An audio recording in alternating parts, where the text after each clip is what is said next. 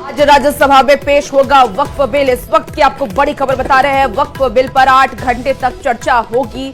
तो आज वक्फ बिल को राज्यसभा में पेश किया जाएगा। सुधांशु त्रिवेदी बृजलाल चर्चा में बोलेंगे और आपको बता दें कि कल लोकसभा में पेश किया गया था, आज राज्यसभा में वक्फ बिल को पेश किया जाएगा। तो बड़ी खबर आपको इस वक्त बता रहे हैं, वक्फ बिल पर 8 घंटे तक चर्चा होगी और सुधांशु त्रिवेदी बृजलाल चर्चा में बोलेंगे। बड़ी खबर आपको वक्फ बिल से जुड़ी हुई बता रहे हैं। कल लोकसभा में इस बिल को पास कर लिया गया और अब आज राज्यसभा में इस बिल पर चर्चा होनी है।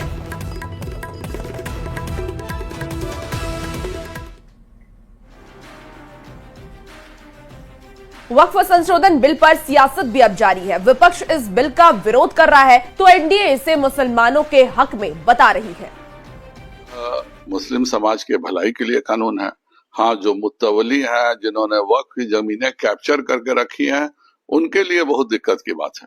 वरना यह इतना अच्छा कानून है। पहले देख अफवाह उड़ाई जाती है जो कि मस्जिदें ले ली जाएंगी, ये कर लिया जाएगा, जबकि इस कानून में साफ लिखा हुआ है कि यह कानून भविष्य के लिए, यह पुराने के लिए नहीं है। पुराने जो भी चीजें हैं वह रहेंगी, लेकिन भविष्य में यह नहीं चलेगा।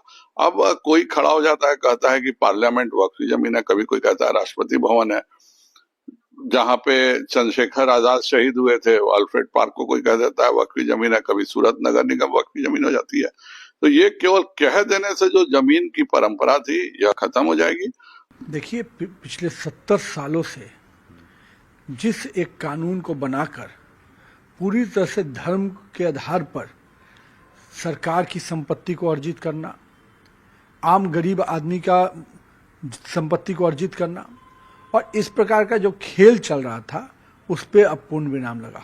मैं तो ये मानता हूं कि इस बिल के माध्यम से माननीय प्रधानमंत्री जी और माननीय गृह मंत्री जी ने देश में लोकतंत्र स्थापित करने का एक रास्ता और दिया। को असीमित पावर दे दिया गया और इतना पावर वक्फ बोर्ड को है कि अगर इस गेस्ट हाउस के सामने 4 दिन नमाज पढ़ेगा तो बोलेगा ये भी जमीन वक्फ बोर्ड का है। इसका सबसे बड़ा उदाहरण ये है कि वक्फ बोर्ड का जिस समय से गठन हुआ था उस समय उसके पास 30,000 एकड़ जमीन था और आज के डेट में 9 लाख एकड़ जमीन है वक्फ बोर्ड के पास। तो इतने जमीन हड़पने का संस्था है। इसका सिर्फ और सिर्फ काम है कि जमीन को हड़पना, जमीन अतिक्रमण करना।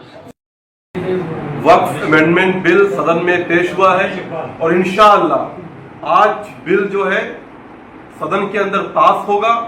एनडीए के सभी घटक दल के नेता का शुक्रगुजार है मुस्लिम समाज, गरीब मुस्लिम, पसमानदा मुस्लिम, कि उन्होंने इस वक्फ अमेंडमेंट बिल का साथ दिया।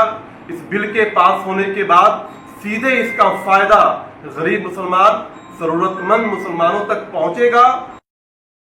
एनडीए गठबंधन के द्वारा जो बिल लाया गया है, ये सिर्फ एक धर्म के लोगों को नीचे दिखाने के लिए लाया गया है। जो वक्फ बोर्ड है, ये हम इसका विरोध करते हैं। हमारी पार्टी का फैसला से 1 महीना पहले हुआ है कि लोकसभा में जो सरकार के द्वारा बिल पेश होगा उसकी हमारी पार्टी हम विरोध करते हैं और मुस्लिम संगठन के पक्ष में है। बिहार के